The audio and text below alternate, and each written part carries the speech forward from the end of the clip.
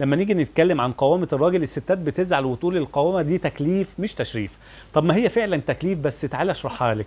القوامة عند الراجل مرتبطة عنده باحساسه ان الست اللي معاه ضعيفة. اللفظ صادم صح؟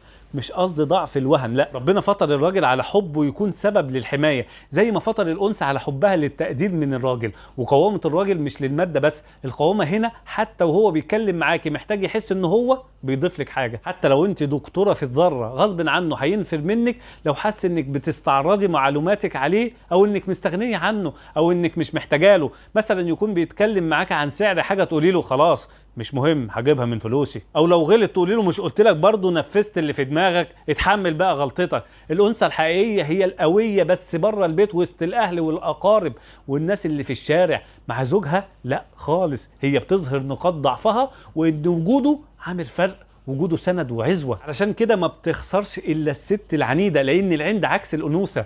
سلاح الانوثه الذكاء مش المناطحه، ولو وقع في العند دوري على دورات او شوفي حد يفيدك. الست الذكيه دايما من مصطلحاتها انها شايفه كذا واللي انت تشوفه اعمله، وانا واثقه فيك. حتى لو جوزها بيتصرف غلط وعايزه تلفت انتباهه، بتاخد بالها جدا من الكلمه. الانثى اللي طول الوقت مش محتاجه للراجل لا ماديا ولا فكريا ولا نفسيا، هيحس بقوامته معاها امتى وازاي وفين؟